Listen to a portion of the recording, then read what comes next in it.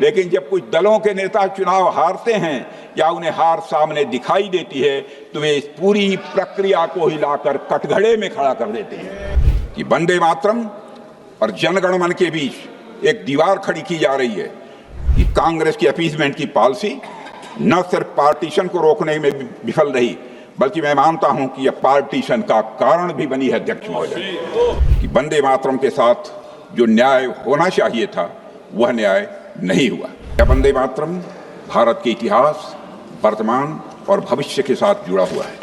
कांग्रेस ने वंदे मातरम गीत को खंडित करने का निर्णय लिया था। माननीय राजनाथ सिंह जी,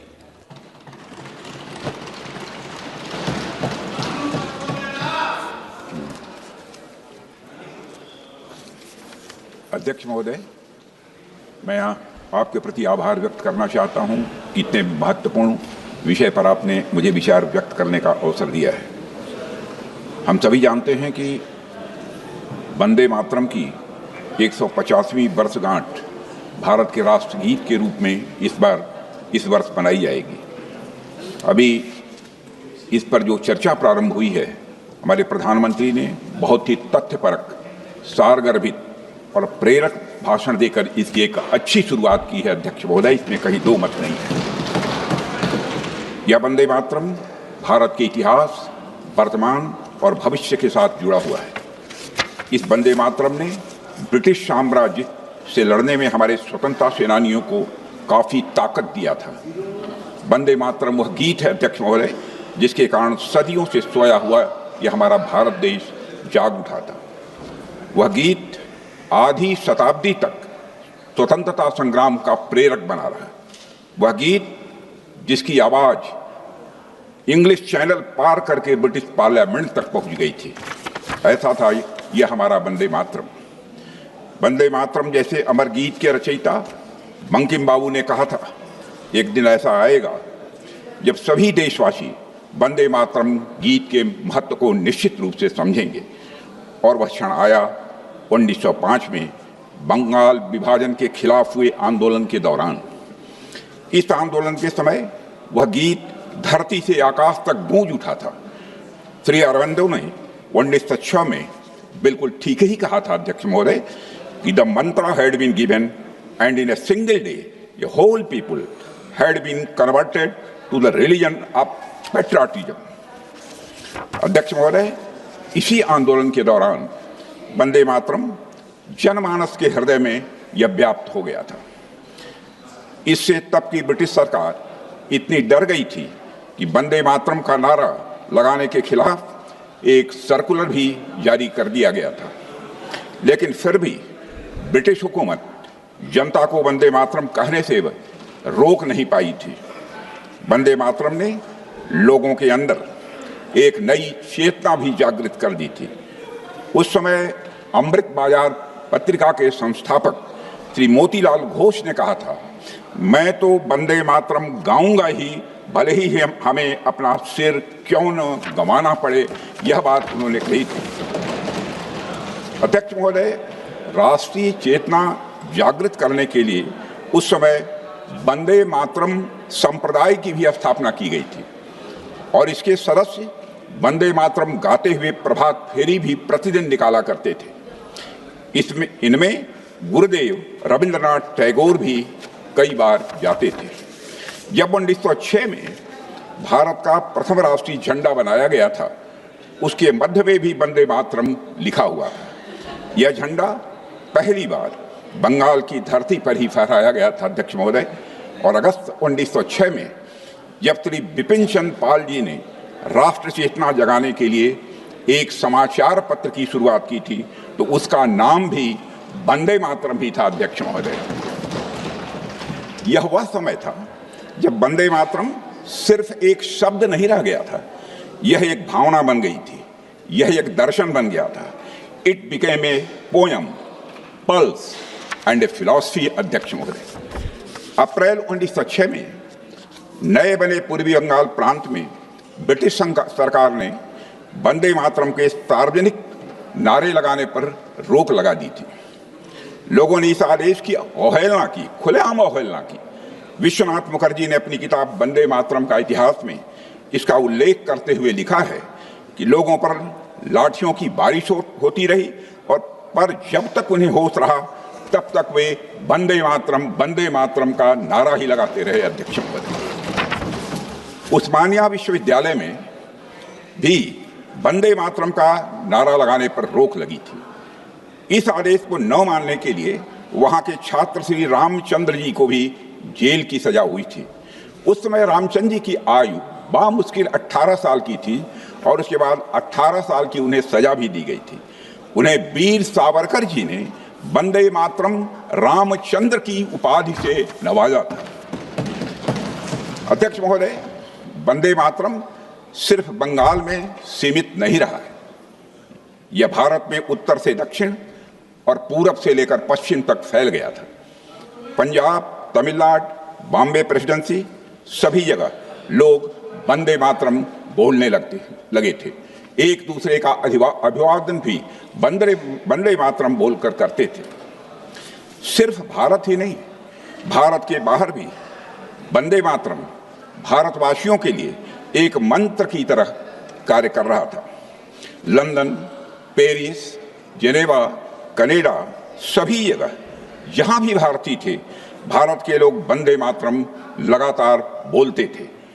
1912 में जब श्री गोपाल कृष्ण गोखले जी दक्षिण अफ्रीका पहुंचे तो उनका स्वागत भी वंदे मातरम नारों के साथ ही वहां की जनता ने किया था। अध्यक्ष महोदय, वंदे मातरम के साथ शहीद भगत सिंह और शहीद चंद्रशेखर आजाद जी के पत्र प्रारंभ हुआ करते थे। मदन लाल ढींगरा जी का आखिरी शब्द भी वंदे मातरम था। फांसी पर जाते समय क्रांतिकारी सूर्यसेन के होठों पर भी वंदे मातरम था। खुदीराम बोस की जुबान पर भी वंदे मातरम ही था। अध्यक्ष महोदय, इसलिए वंदे मातरम सिर्फ एक गीत नहीं है, यह हमारी राष्ट्रीयता का सूत्र है, भारत की अंतर आत्मा का यह स्वर है। अध्यक्ष महोदय, आज जब हम वंदे मातरम की 1.5 शताब्दी की गौरवशाली यात्रा का उत्सव मना रहे हैं, तब यह सच स्वीकार करना पड़ेगा कि वंदे मातरम के साथ जो न्याय होना चाहिए था वह न्याय नहीं हुआ। आज आजाद भारत में राष्ट्रगान और राष्ट्रगीत को बराबर का दर्जा देने की बात की गई थी, लेकिन एक हमारी राष्ट्रीय चेतना का अभिन्न अंग बन गया, समाज और संस्कृति की मुख्य धारा में स्थान पा गया, वह हमारे राष्ट्रीय प्रतीकों में शामिल हो गया। वह गान था हमारा जन गण मन।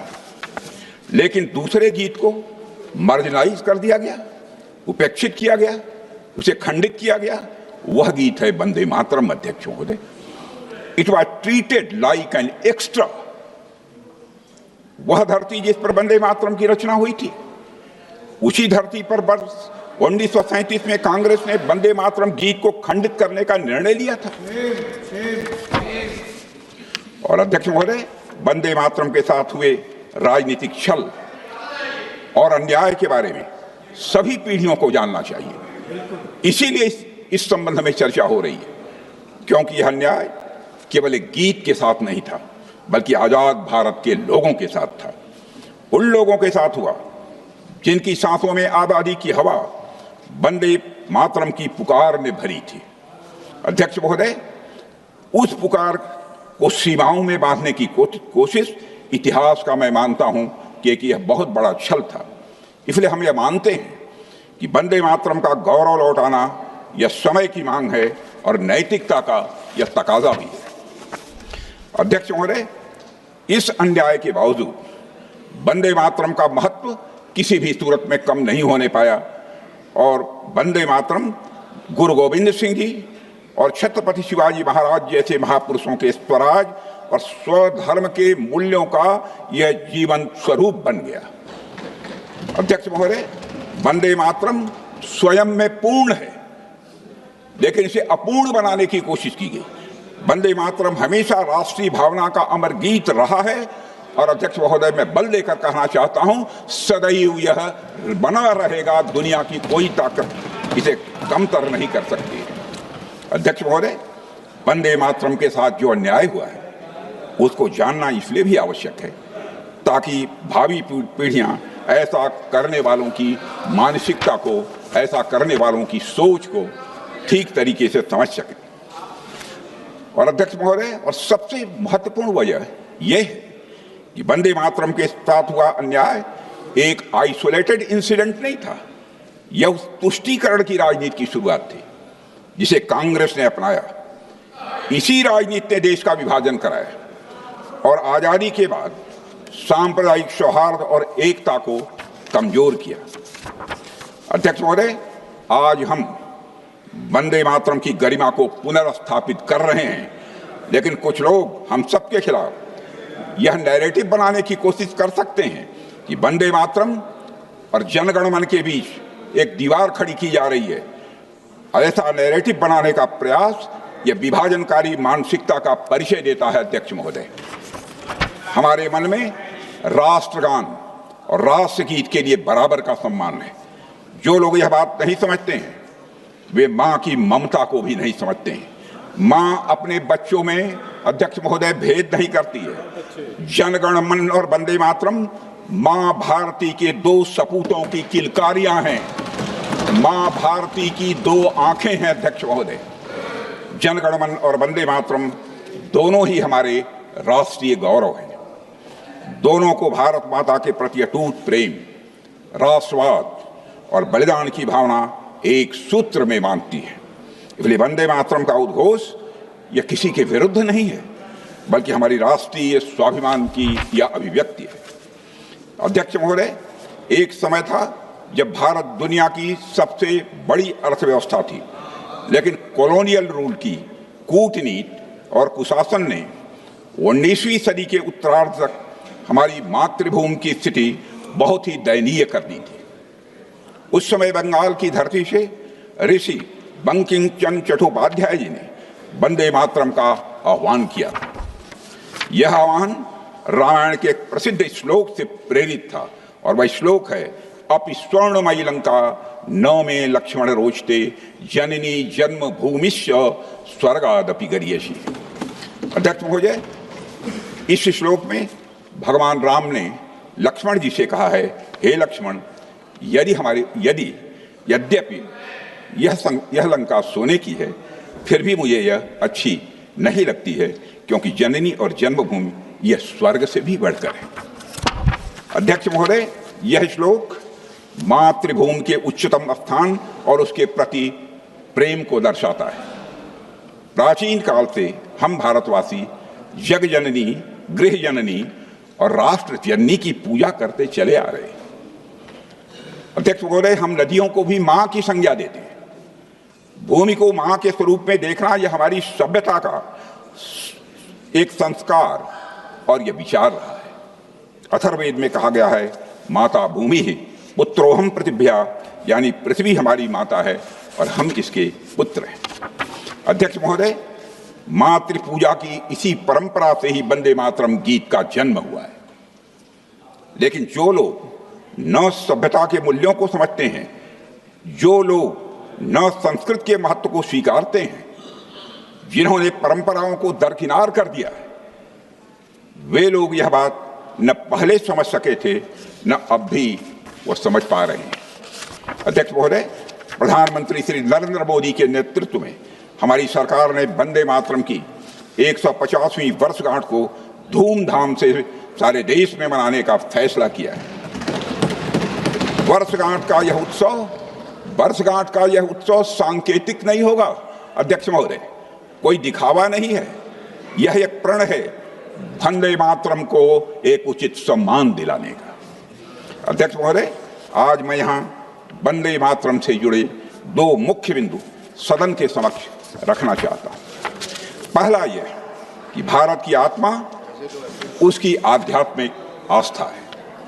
यह आध्यात्मिक आस्था रिलीजन या मजहब से नहीं जुड़ी हुई है, बल्कि राष्ट्र भक्ति से जुड़ी हुई है और यह बांटने वाली नहीं है, यह समावेशी है। अध्यक्ष महोदय, दूसरा मैसेज इसका यह है कि बंकिम चंद्र चटर्जी ने जब भारत माता की मातृभूमि के रूप में कल्पना की, तब वह कोई पॉलिटिकल कंसेप्ट नहीं था, कोई रिलीजियस कंसेप्ट नहीं था, यह कम्युनल कंसेप्ट नहीं था, इसे राजनीतिक या सांप्रदायिक रंग तो कुछ कट्टरपंथियों ने दिया है। उन्होंने इसके गाने पर आपत्तियां उठाई और इन आपत्तियों के पीछे अंग्रेजी हुकूमत की डिवाइड एंड रूल की पॉलिसी थी। इसे दुर्भाग्य से उस समय की कांग्रेस की तुष्टीकरण की राजनीति का भी भरपूर समर्थन मिला है। अध्यक्ष महोदय, आज हमें इस गलती को पूरी तरह से सुधारना होगा और मां भारती से जुड़े हुए हर प्रतीक के प्रति जो राजनीतिक पूर्वाग्रह है उनसे देश और समाज को, अध्यक्ष महोदय, हमें मुक्ति दिलानी ही होगी। अध्यक्ष महोदय, प्रारंभ में वंदे मातरम की रचना स्वतंत्र रूप से की गई थी और बाद में इसे बंकिम चंद्र चट्टोपाध्याय ने आनंद मठ उपन्यास में शामिल किया था। कुछ लोगों को आनंद मठ भी सांप्रदायिक लगा, इस कारण वंदे मातरम को भी निशाना बनाया गया। मेरी समझ में आनंद मठ और वंदे मातरम के प्रति यह सोच कदापि उचित नहीं ठहराई जा सकती है। अगर हम उस कालखंड में जाएं जिसे आनंद मठ चित्रित करता है तो यह स्पष्ट हो जाता है कि आनंद मठ की विषय वस्तु किसी भी मजहब या संप्रदाय के खिलाफ कदापि नहीं थी। उस समय बंगाल में, अध्यक्ष महोदय, भयंकर अकाल था।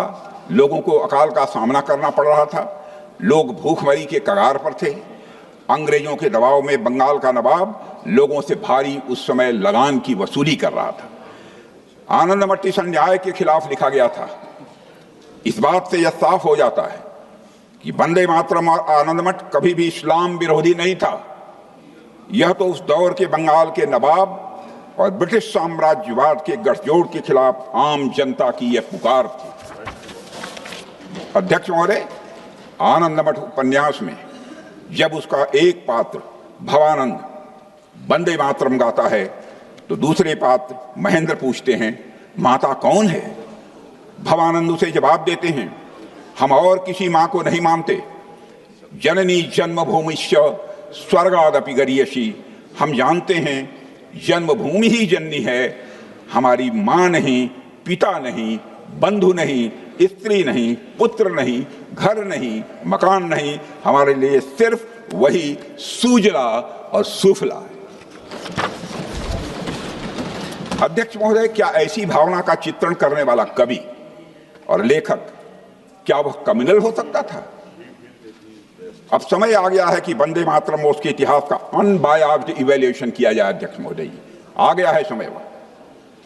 अध्यक्ष महोदय, वंदे मातरम के 2 पद तो सभी ने सुने हैं, लेकिन बाकी के बारे में लोगों को ज्यादा पता नहीं है। ओरिजिनल वर्जन में से अधिकांश अर्थों को भुला दिया गया है। उन पदों में भारत की विशेषताओं को दर्शाया गया है। अब उन पदों के महत्व और अर्थ को पूरी तरह से समझने का अवसर आ गया है। अध्यक्ष महोदय, और यही अवसर है। पहला पद जिसे हटाया गया उसमें बंकिम बाबू भारत माता के संदर्भ में कहते हैं, तुम ही विद्या हो, तुम ही धर्म हो, तुम ही हृदय हो, तुम ही मर्म हो, तुम ही मेरे शरीर की प्राण शक्ति हो। वंदे मातरम से इन कुछ पंक्तियों से निकालने का समर्थन करने वालों से मैं ये पूछना चाहता हूं, जिन्होंने भी निकाला, किस संदर्भ में, किस अर्थ में, किस भावना में, किस तरह और किस दृष्टि से उनको वंदे मातरम की यह सारी पंक्तियां सांप्रदायिक और राजनीतिक लगी? मैं बताता हूं उन्हें यह पंक्तियां सांप्रदायिक और राजनीतिक क्यों लगी। इसका कारण है क्योंकि वे वंदे मातरम को जिन्ना के चश्मे से देख रहे थे। इस कारण उन्हें सांप्रदायिक। अध्यक्ष महोदय, वंदे मातरम की यह पंक्ति भारत की आत्मा का परिचय है। फिर से दोहराना चाहता हूं, वंदे मातरम की यह पंक्ति भारत की आत्मा का परिचय है। यह पंक्ति हमें बताती है कि हमारा भारत एक ऐसी सभ्यता है जिसने आध्यात्मिकता को कभी दीवार नहीं बनने दिया। हमारा अध्यात्म वह सूत्र है जो तोड़ने का काम नहीं करता है, हमारा अध्यात्म जोड़ने का काम करता है। यह वह सभ्यता है जिसने कभी इस बात पर बल नहीं दिया कि सब लोग एक ही ईश्वर की पूजा करें, एक ही ग्रंथ माने और एक ही रीति रिवाज का पालन करें। बंगाली संस्कृति में रचे बसे बंकिम चंद्र चटर्जी इस बात को अच्छी तरह समझते थे। एक और पद में उन्होंने लिखा, बाहुते तुमिमा शक्ति, बाहुते तुमिमा शक्ति, हृदय तुमिमा भक्ति, यानी हे मां, तन की शक्ति भी तुम ही हो और मन की भक्ति भी तुम ही हो। लेकिन उन्होंने तुरंत स्पष्ट किया कि मां की यह भक्ति किसी मूर्ति की पूजा नहीं है, it is the reverence of A people for the land that sustains them. अध्यक्ष महोदय, इन तमाम तर्कों के बावजूद कांग्रेस के एक बड़े तबके ने अपनी तुष्टीकरण की राजनीति का खेल बंद नहीं किया। अध्यक्ष महोदय, धर्म को रिलीजन समझना और मातृ पूजा को मूर्ति पूजा के रूप में देखना अंग्रेजों की और मुस्लिम लीग की पॉलिसी हो सकती थी, क्योंकि इसमें उनका राजनीतिक स्वार्थ छिपा हुआ था। यह काम जानबूझकर उन्होंने किया। वंदे मातरम को खंडित किया गया, उसे तुष्टीकरण का शिकार बनाया गया। इससे क्या हासिल हुआ? अध्यक्ष महोदय, क्षमा करें, कि कांग्रेस की अपीजमेंट की पॉलिसी न सिर्फ पार्टीशन को रोकने में विफल रही, बल्कि मैं मानता हूं कि यह पार्टीशन का कारण भी बनी है। अध्यक्ष महोदय, अब बताओ, जहां एक और कांग्रेस ने तुष्टीकरण की राजनीति की है, वहीं हमने सबका साथ, सबका विकास, सबका विश्वास की भावना के साथ काम किया है। अध्यक्ष महोदय, आजादी के आंदोलन के दौरान ही कांग्रेस के कुछ लोगों की अपने आप को सेकुलर दिखाने की बेचैनी इतनी बढ़ चुकी थी कि भारतीय संस्कृति, भारतीय परंपरा और हमारी महान सभ्यता से जुड़ी कोई भी बात उन्हें कम्युनल दिखाई देती थी। भारतीय संस्कृति के प्रति उनकी इस पैथोलॉजिकल नफरत के कारण ही वंदे मातरम भी इसका शिकार बन गया। अध्यक्ष महोदय, मैं आज एक घटना का उल्लेख आपके समक्ष करना चाहता हूं, जिससे यह बात और पूरी तरह से स्पष्ट हो जाती है। विदेश मंत्रालय की एक उच्च स्तरीय बैठक में, जहां नेहरू जी स्वयं मौजूद थे, कॉमनवेल्थ सेक्रेटरी वाईडी गुंडेविया ने पूछा, अगर कल को कम्युनिस्ट केंद्र की सत्ता में आ जाएं तो सरकारी तंत्र का क्या होगा? नेहरू जी ने झुठला कर जवाब दिया, कम्युनिस्ट कम्युनिस्ट। भारत के लिए खतरा कम्युनिज्म नहीं है, खतरा है तो हिंदू राइट विंग कम्युनिज्म है। और यह प्रमाण के आधार पर मैं कह सकता हूं, यह एक पुस्तक में लिखा है। कोई प्रमाण मांगेगा तो उसका प्रमाण भी मैं दे सकता हूं। अध्यक्ष महोदय, दुर्भाग्य से नेहरू जी यह देखने के लिए जीवित नहीं रहे कि उसी राइट विंग ने हमेशा संविधान के मूल्यों के अनुरूप काम किया है। संविधान के मूल्यों की अवहेलना हमने कभी नहीं की है। और कम्युनिस्ट विचारधारा से जन्मे लेफ्ट विंग एक्सट्रीमिज्म के कारण न जाने कितनी पीढ़ियां बर्बाद हो गई। अध्यक्ष महोदय, देश के कई हिस्से विकास में देश के कई हिस्से विकास में पीछे रह गए। पहले की सरकारें नक्सलवाद या वामपंथी उग्रवाद की इस समस्या का समाधान नहीं ढूंढ पाई। इस समस्या का समाधान अगर किसी ने ढूंढा तो वह है हमारे प्रधानमंत्री श्री नरेंद्र मोदी। उनके नेतृत्व में लेफ्ट विंग एक्सट्रीमिज्म आज पूर्णतः समाप्त की ओर है। अध्यक्ष महोदय, आज वह अपनी सांसें तोड़ रहा है। यह कितनी बड़ी विडंबना थी कि जिस कम्युनिस्ट आइडियोलॉजी ने कई देशों में सत्ता पाने के लिए हिंसा का रास्ता अपनाया, उस विचारधारा को खतरा न मानकर वसुधैव कुटुंबकम की भावना में विश्वास रखने वाली विचारधारा को खतरा माना गया। यह बात कोई रैंडम थॉट नहीं थी। अध्यक्ष महोदय, यह एक ऐसा पूर्वाग्रह था जिसने तुष्टीकरण की राजनीति को जन्म दिया। इसी तुष्टीकरण की राजनीति के कारण कुछ पड़ोसी देशों से आए अल्पसंख्यक समुदाय के शरणार्थियों को दशकों तक अपने अधिकारों से वंचित रखा गया। और इसी तुष्टीकरण की राजनीति के कारण मुस्लिम महिलाओं से समान अधिकार छीने गए। और इसी तुष्टीकरण की राजनीति के कारण भारत का विभाजन हुआ। और इसी तुष्टीकरण की राजनीति के कारण आज पश्चिम बंगाल से बहुत से परिवारों को पलायन करना पड़ रहा है। अध्यक्ष महोदय, बंगाल वह भूमि रही है जहां भारत के सबसे बड़े सामाजिक सुधारों और सांस्कृतिक पुनर्जागरण की यह नींव रखी गई, जहां सती प्रथा के खिलाफ आवाज उठाई गई, विधवा पुनर्विवाह को बढ़ावा दिया गया अध्यक्ष महोदय। बाल विवाह की कुरीति के खिलाफ, बाल विवाह की कुरीति के खिलाफ आवाज उठाई गई। इसी बंगाल की धरती ने भारतीय पुनर्जागरण के जनक राजा राम मोहन राय को जन्म दिया है। अध्यक्ष महोदय, महान समाज सुधारक श्री ईश्वर चंद्र विद्यासागर जी का भी जन्म और कर्मभूमि बंगाल ही रहा है। इसी पवित्र धरती पर जन्मे स्वामी विवेकानंद जी ने 1893 में हुई विश्व धर्म संसद में भारत की सनातन सभ्यता के महान मूल्यों से पूरी दुनिया को अवगत कराया था। और इसी धरती पर जन्मे गुरुदेव रविन्द्रनाथ टैगोर ने भारत को पहला नोबेल प्राइज भी दिलवाया था। अध्यक्ष महोदय, बंगाल वह पवित्र भूमि है जहां चैतन्य महाप्रभु, स्वामी परमानंद, संत रामकृष्ण परमहंस और स्वामी विवेकानंद जैसे संतों ने जन्म लिया है। उनकी उपस्थिति ने बंगाल को अध्यात्म, संस्कृति और हमारी सभ्यतागत चेतना का एक उज्जवल केंद्र बना दिया।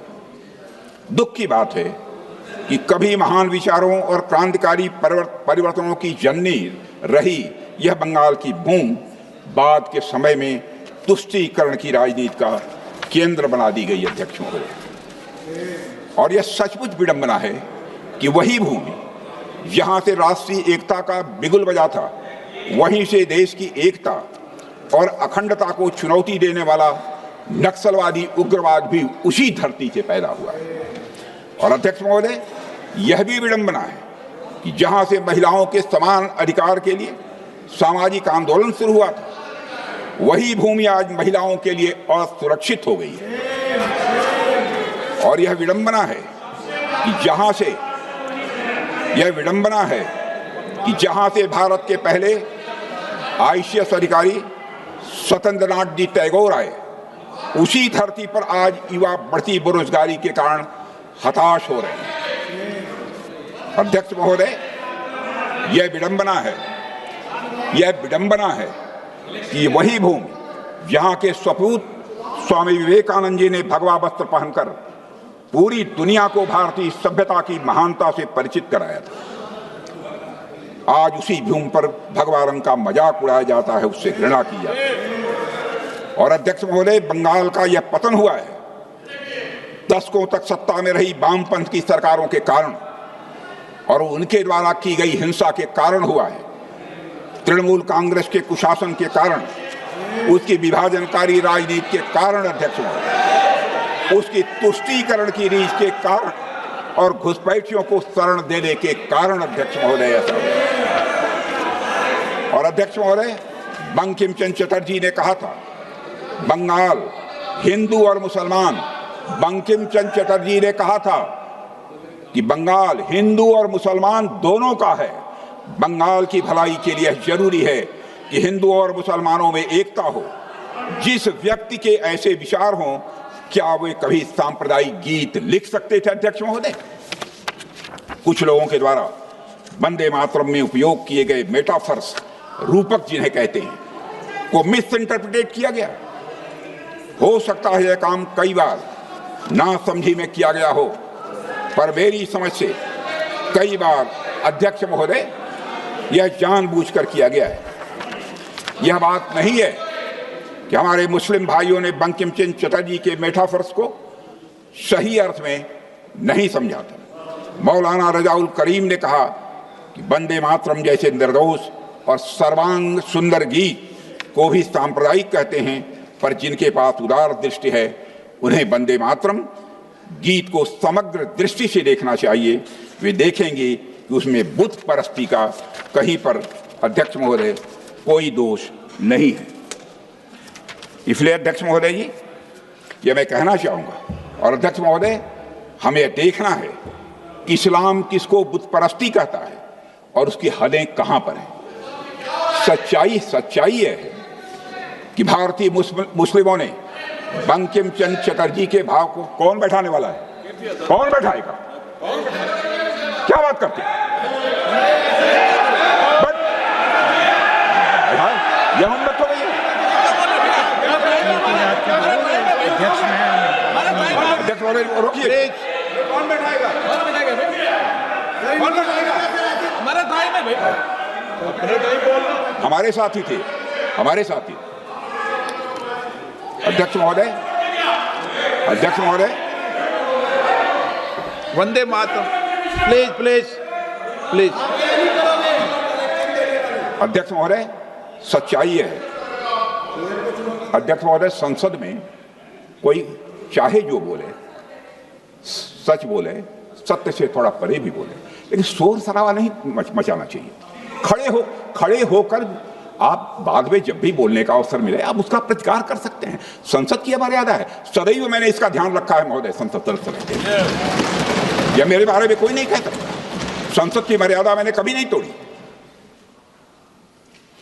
अध्यक्ष महोदय, सच्चाई यह है कि भारतीय मुस्लिमों ने बंकिम चंद्र चटर्जी के भाव को कांग्रेस के कुछ नेताओं या मुस्लिम लीग के नेताओं से कहीं अधिक गहराई और सही अर्थ में समझा था। और हमारे यहाँ की सूफी परंपरा में अध्यक्ष महोदय, विशेषकर पंजाब और बंगाल में अक्सर यह भाव देखने को मिलता है।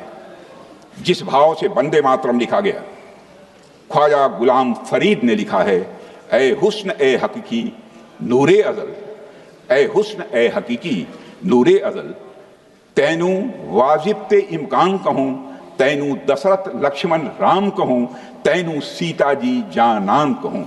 जिसका भावार्थ है, हे सत्य सौंदर्य, हे दिव्य प्रकाश, तुम्हें क्या नाम दूं?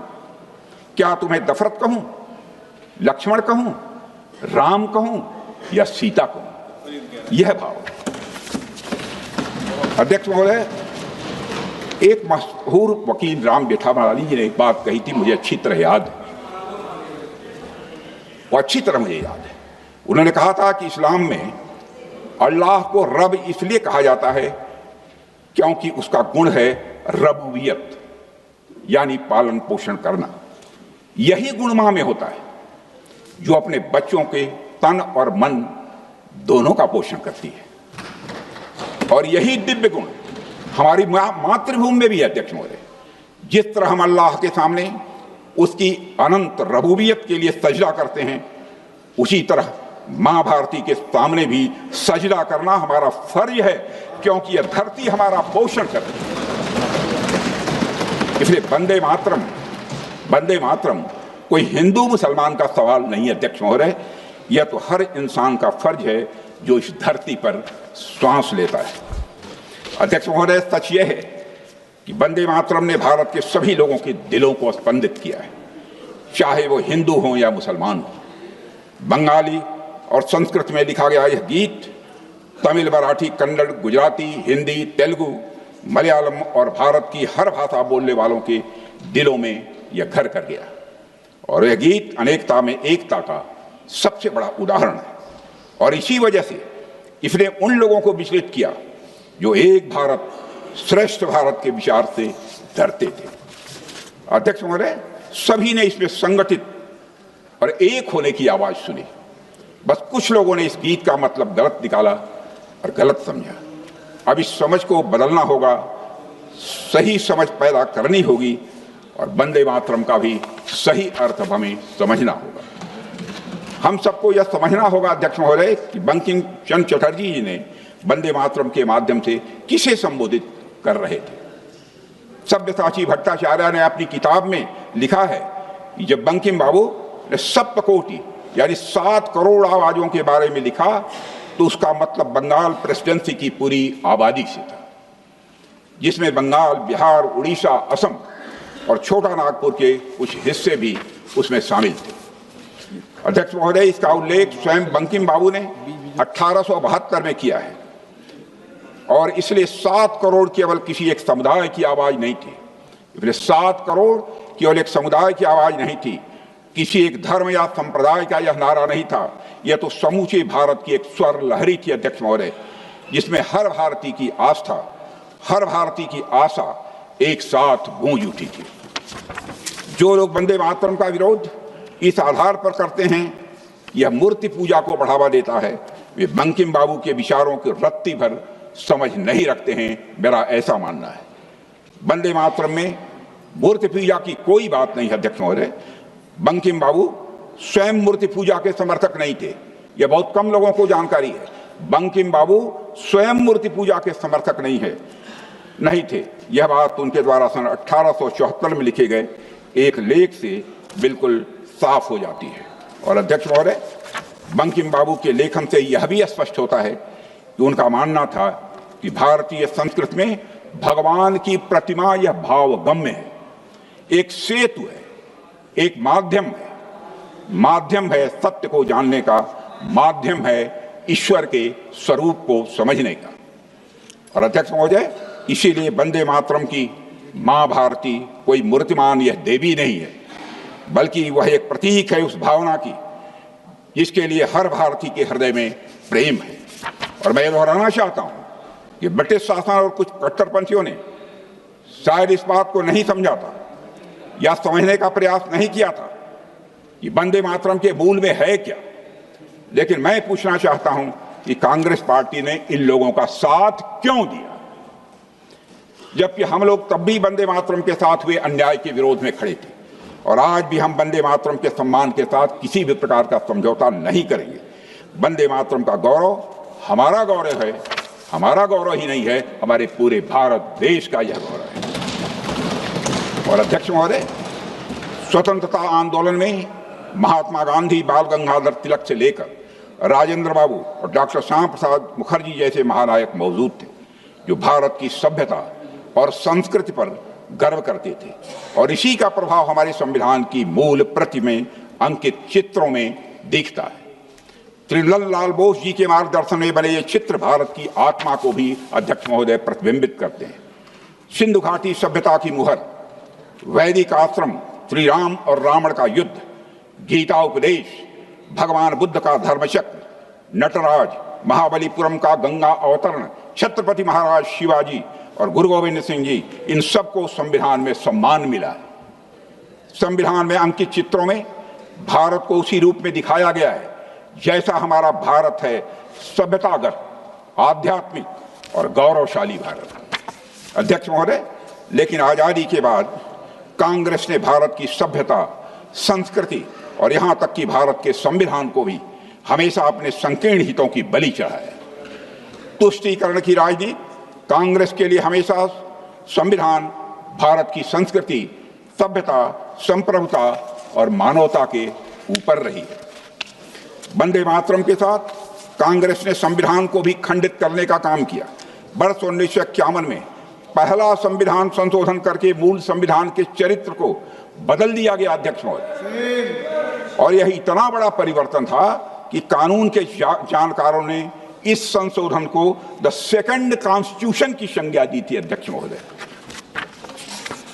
और उस समय हमने संविधान की आत्मा को बचाने की लड़ाई भी लड़ी थी। डॉक्टर श्याम प्रसाद मुखर्जी ने इसका बहुत जबरदस्त विरोध किया था। उन्होंने पंडित नेहरू से कहा था, you are treating this constitution as a scrap of paper, यानी आप इस संविधान के साथ रद्दी कागज जैसा व्यवहार कर रहे हैं। यह डॉक्टर श्याम प्रसाद मुखर्जी ने कहा था। यही नहीं, 42वें संशोधन से भी संविधान को पूरी तरह बदल दिया गया था। संविधान की प्रस्तावना के साथ ही खिलवाड़ किया गया। ऐसे कुछ शब्द जोड़े गए, सेकुलर एंड सोशलिज्म, जिन्हें संविधान सभा ने नकार दिया था उस समय। अध्यक्ष महोदय, संविधान और उसके मूल्यों के साथ खिलवाड़ आगे भी जारी रखा गया। यूनिफॉर्म सिविल कोड हमारे संविधान में निहित एक महान संवैधानिक आदर्श है।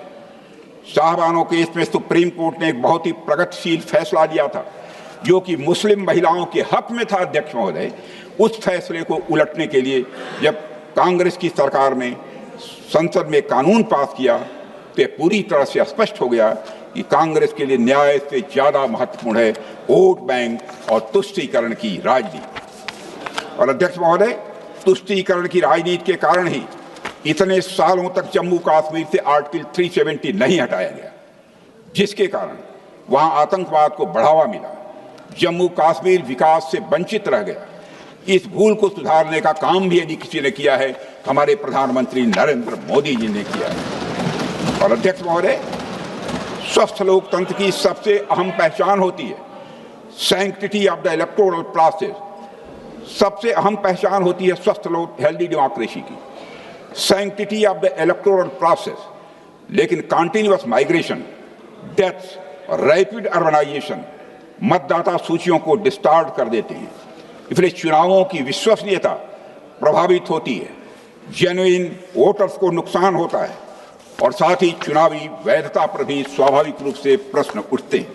यहीं पर अध्यक्ष महोदय एसआईआर जैसी प्रक्रिया की आवश्यकता पड़ती है। यहीं पर अध्यक्ष महोदय एसआईआर जैसी प्रक्रिया की आवश्यकता पड़ती है ताकि मतदाता सूची को ठीक किया जाए। लेकिन जब कुछ दलों के नेता चुनाव हारते हैं या उन्हें हार सामने दिखाई देती है तो वे इस पूरी प्रक्रिया को हिलाकर कटघरे में खड़ा कर देते हैं और यह संवैधानिक संस्थाओं के प्रति गहरे अनादर भाव को दर्शाता है। अध्यक्ष महोदय, अब यही लोग लगातार चुनाव आयोग पर एक साजिश के तहत हमले कर रहे हैं। यह कोई साधारण आलोचना नहीं है, यह एक सोची समझी साजिश का यह हिस्सा है। अध्यक्ष महोदय, संवैधानिक संस्थाओं को बदनाम करना राष्ट्र के साथ अन्याय है, क्योंकि यही संस्थाएं हमारे लोकतंत्र की रीढ़ हैं। लेकिन इन दलों के लिए यह कोई नई बात नहीं है। संस्थाओं को कमजोर करना और उनके निर्णयों पर संदेह खड़ा करना उनकी लंबी राजनीतिक परंपरा रही है। आज जब देश मजबूत लोकतांत्रिक मूल्यों के साथ आगे बढ़ रहा है, तब ऐसी नकारात्मक राजनीति न केवल निराशाजनक है बल्कि देश हित के विरुद्ध भी है। अध्यक्ष महोदय, कुछ दल अपने राजनीतिक स्वार्थ साधने के लिए सिर्फ कॉन्स्टिट्यूशंस को ही नहीं नुकसान पहुंचाया है, बल्कि अपीजमेंट पॉलिटिक्स के लिए भारत की संस्कृति को भी नीचा दिखाया है। अध्यक्ष महोदय, यह बात इतिहास के पन्नों में दर्ज है कि जब डॉक्टर राजेंद्र प्रसाद जी ने सोमनाथ मंदिर के पुनर्निर्माण और उद्घाटन में शामिल होकर सांस्कृतिक पुनर्जागरण का संदेश देना चाहा, तब कांग्रेस ने इसका कड़ा विरोध भी किया था। राम मंदिर निर्माण की मांग करोड़ों भारतीयों की आस्था की प्रतीक थी, लेकिन कुछ दलों ने न केवल वोट बैंक की राजनीति के कारण इसका निरंतर विरोध किया, सदियों के संघर्ष, एक लंबी न्यायिक लड़ाई और सुप्रीम कोर्ट के ऐतिहासिक निर्णय के बाद कहीं जाकर भगवान श्री राम के मंदिर का निर्माण हुआ है। और यह केवल एक मंदिर का निर्माण नहीं है, बल्कि यह भारतीय सभ्यता के आत्मगौरव की पुनर्स्थापना भी थी। अध्यक्ष महोदय, इन सभी बातों को देखकर मैं ये कह सकता हूं कि वंदे मातरम की अस्वीकृति धार्मिक नहीं बल्कि स्ट्रेटेजिक थी। वंदे मातरम की अस्वीकृति धार्मिक नहीं बल्कि स्ट्रेटेजिक थी। जहां कुछ लोग वंदे मातरम के साथ सौतेला व्यवहार कर रहे थे, सांप्रदायिक बता रहे थे, वहीं दूसरी ओर महात्मा गांधी और डॉक्टर राजेंद्र प्रसाद जैसे नेताओं को इसमें किसी प्रकार की सांप्रदायिकता अध्यक्ष महोदय नहीं दिखी है। अध्यक्ष महोदय, महात्मा गांधी ने कहा था वंदे मातरम मेरे मन में गहराई तक बैठ गया है। इसका गायन जब मैंने पहली बार सुना तो मैं रोमांचित हो गया, यह गांधी जी ने कहा, और इस पर मैं मोहित हो गया। उसमें मुझे केवल राष्ट्रीय भावना ही दिखाई दे रही थी। मुझे ऐसा कतई नहीं लगा कि यह गीत एक हिंदू गीत है। यह महात्मा गांधी ने कहा था, मैं नहीं कह रहा हूं। उन्होंने यह भी कहा था वंदे मातरम में कोई द्वेष भावना नहीं है, वंदे मातरम में कोई दोष नहीं है। हम अपनी माँ में जो सद्गुण देखते हैं उन सारे गुणों को कवि ने भारत माता के अंदर देखा है। यह महात्मा गांधी ने कहा था। अध्यक्ष महोदय, डॉक्टर राजेंद्र बाबू ने कहा था कि जहां तक वंदे मातरम की बात है, यह मूर्ति पूजा को बढ़ावा नहीं देता। मां दुर्गा का मतलब कोई मूर्ति नहीं है, बल्कि यह उस देश का दूसरा नाम है जो हम सबको प्यारा है। मौलाना अबुल कलाम आजाद हमारी आजादी की लड़ाई के बड़े नेताओं में से एक थे। उन्होंने भी वंदे मातरम की नैरो और सेक्टेरियन इंटरप्रिटेशन को सिरे से नकार दिया था। मौलाना अबुल कलाम आजाद ने भी, उन्होंने भी वंदे मातरम गीत को बहुत गहराई से देखा था। अध्यक्ष महोदय, उन्होंने इसमें इस्लामी सिद्धांतों और वेदांत दर्शन का सुंदर मेल पाया था। उन्होंने इसमें इस्लामी सिद्धांतों और वेदांत दर्शन का एक सुंदर मेल पाया था। वेदांत कहता है सच्चाई के बहुत सारे रूप हो सकते हैं, एक ही सत्य को अलग अलग लोग अलग अलग तरीके से देखते और पूछते हैं। अध्यक्ष महोदय, दूसरा विचार इस्लाम से आता है। वहां वहदते दीन यानी सभी धर्मों की एकता की बात है। इस्लाम में भी सभी धर्मों की एकता की बात है। और सुलह कुल यानी सभी के साथ शांति और भाईचारे की बात की गई है। वंदे मातरम गीत में उन्होंने यह अद्भुत संगम, सामंजस्य और यह समानता देखी। अध्यक्ष बदरुद्दीन तैयब जी, मोहम्मद रहीमतुल्लाह सयानी, नवाब सैयद मोहम्मद बहादुर, doctor M A Ansari, Maulana Azad, इनमें से किसी ने भी वंदे मातरम का कभी भी विरोध नहीं किया है। अध्यक्ष महोदय, जहां तक बात है मूर्ति पूजा की, तो मैं आज इस सदन के माध्यम से सभी देशवासियों को बताना चाहता हूं, अरबी और फारसी साहित्य में भी उम्मी कोरा, अरबी और फारसी साहित्य में भी उम्मू कोरा यानी ग्राम में जननी, उन्मुल मोमेनीन यानी विश्वास करने वालों की मां, और उम्मुल किताब यानी ग्रंथ जननी जैसे शब्द मिलते हैं। क्या इन्हें भी मूर्ति पूजा की संज्ञा दी जाएगी? क्या इन्हें भी मूर्ति पूजा की संज्ञा दी जाएगी? अध्यक्ष महोदय, वंदे मातरम को सांप्रदायिक बताकर विरोध करना ये बहाना मात्र था, असली कारण तो पूरी तरह से राजनैतिक था। अध्यक्ष महोदय, सन 1885 से लेकर 1905 तक कांग्रेस का न अपना कोई राष्ट्रीय गीत था न अपना झंडा, लेकिन अब समय आ गया है कांग्रेस गुलामी की मानसिकता को छोड़े और वंदे मातरम को इसके पूर्ण स्वरूप को स्वीकार करे। पूर्ण स्वरूप को स्वीकार करने की बात कर रहा हूं। अध्यक्ष महोदय, हो सकता है देश के लोग आपको अभी भी माफ कर दें। अध्यक्ष महोदय, मैं याद दिलाना चाहता हूं, वंदे मातरम ने ब्रिटिश साम्राज्य की नींव हिला दी थी। 1905 में खुद मोतीलाल नेहरू जी ने पंडित नेहरू को लिखे एक पत्र में लिखा था, मोतीलाल जी नेहरू लिख रहे हैं, हम ब्रिटिश शासन के इतिहास की सबसे अधिक संकटपूर्ण अवधि से गुजर रहे हैं। इलाहाबाद में भी वंदे मातरम आम अभिवादन बन गया है। इलाहाबाद में भी वंदे मातरम आम अभिवादन बन गया है। यदि अभियान चलता रहा तो यहां लौटने पर जब तुम गए उससे बिल्कुल बदला हुआ पाओगे, यह मोतीलाल नेहरू जी ने कहा है। इतना जन समर्थन होने के बाद भी तथाकथित रिलीजियस सेंटिमेंट हर्ट होने के नाम पर वंदे मातरम का बराबर विरोध किया गया। कुछ लोगों द्वारा तरह तरह के षड्यंत्र करके उस गीत को 2वें स्थान पर लाकर खड़ा कर दिया गया। नेताजी जब कांग्रेस से निकले और आजाद हिंद फौज की स्थापना की तो फौज के संचालन गीतों में वंदे मातरम को राष्ट्र गीत का स्थान दिया गया था। अध्यक्ष महोदय, पंडित नेहरू ने वंदे मातरम के खिलाफ तरह तरह के तर्क दिए। उनके अनुसार वंदे मातरम ऑर्केस्ट्रा पर आसानी से नहीं बजाया जा सकता। उन्होंने लिखा है कि इन नेहरू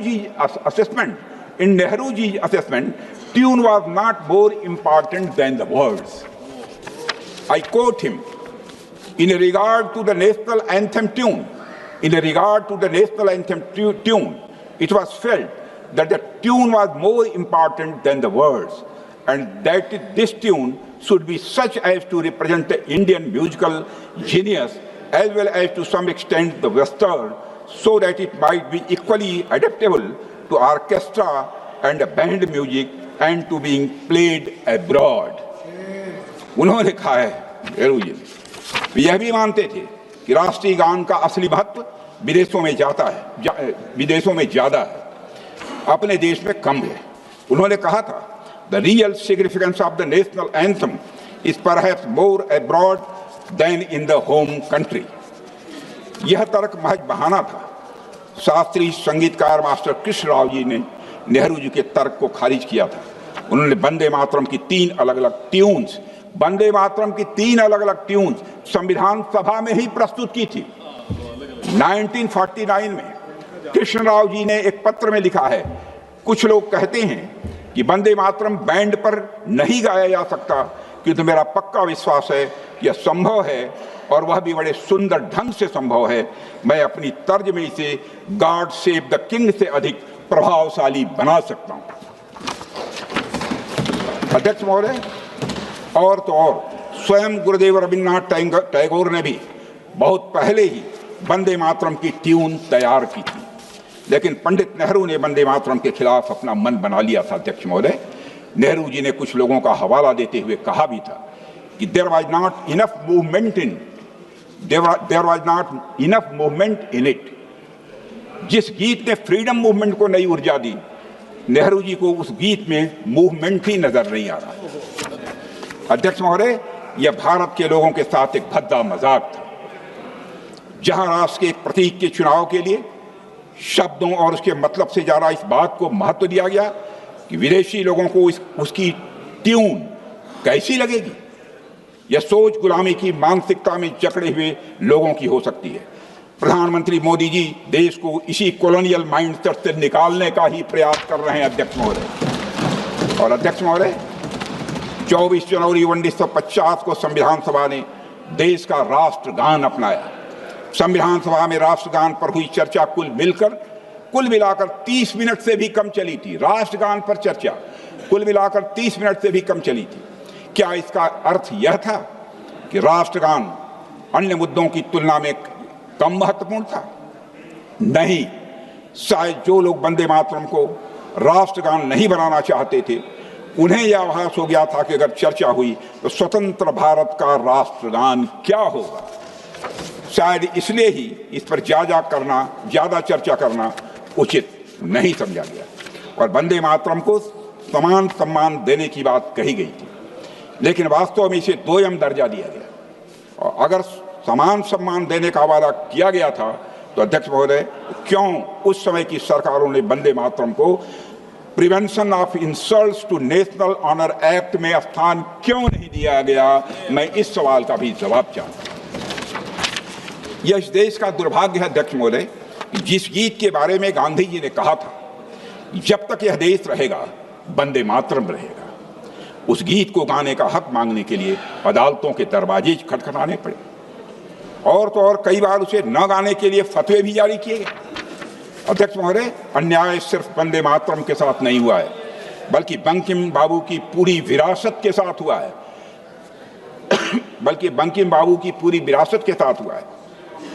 पश्चिम बंगाल के कांतलपाड़ा में स्थित बैठक खाना, जहां बंकिम बाबू ने वंदे मातरम गीत लिखा था, राष्ट्र के लिए वंदनीय स्थल होना चाहिए था वो। लेकिन जो उपेक्षा वंदे मातरम की हुई, वही उपेक्षा उस स्थान की भी हुई। इस जगह से न केवल लोग अनजान हैं, बल्कि इस जगह की स्थिति भी अध्यक्ष महोदय बहुत ही दयनीय हो गई।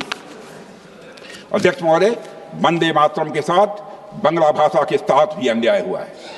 बंगाल और बंगला भाषा की स्थान बंकिम बाबू के साथ हुए अन्याय को हमारी सरकार ने बंगला भाषा को क्लासिकल लैंग्वेज का दर्जा देकर सही करने का प्रयास किया। और अध्यक्ष महोदय, आज हम आज़ाद हैं, हम दुनिया की एक बड़ी ताकत हैं और विकसित राष्ट्र बनने की राह पर हम तेजी से आगे बढ़ चले हैं। मैं आज सदन को बतलाना चाहता हूँ, 150 वर्ष पूर्व लिखे वंदे मातरम गीत में आज के भारत के उदय का मार्ग भी देखा जा सकता है। वंदे मातरम के माध्यम से बंकिम बाबू ने उत्तिष्ठ जागृत का संदेश दिया, यानी जब भारत का हर नागरिक वंदे मातरम कहेगा तभी भारत सशक्त बनेगा। वंदे मातरम ही विकसित भारत का मार्ग प्रशस्त करेगा, हमारे आत्मबल को बढ़ाएगा, राष्ट्रीय एकता को बढ़ावा देगा, स्वदेशी की भावना को भी यह बढ़ावा देगा। अध्यक्ष महोदय, मेरा सभी सांसदों से आग्रह है कि हम सब एक साथ आएं और विचार करें कि क्या हम कॉन्स्टिट्यूशन के आर्टिकल 51A के तहत सभी नागरिकों के लिए एक नई फंडामेंटल ड्यूटी नहीं जोड़ सकते, जिसके अंतर्गत हम वंदे मातरम का वैसा ही सम्मान करें जैसा कि हम राष्ट्रगान का सम्मान करते हैं। अगर हम ऐसा करते हैं तो यह वंदे मातरम और इसके लेखक और बंगाल के महान राष्ट्रवादी चिंतक बंकिम बाबू को एक परफेक्ट ट्रिब्यूट होगी। अध्यक्ष महोदय, मैं मानता हूं। अंत में अध्यक्ष महोदय, मैं कहना चाहता हूं, वंदे मातरम हमारा गौरव है, हमारी पहचान है और हमारे संविधान की सबसे ऊंची पुकार है। वंदे मातरम मातृभूमि के प्रति वात्सल्य का अनहद नाद है। वंदे मातरम स्वतंत्रता संग्राम के उन अज्ञात और अवर्णित सैनिकों की याद है जिन्होंने अपनी मातृभूमि के लिए अपना सर्वस्व न्यौछावर कर दिया।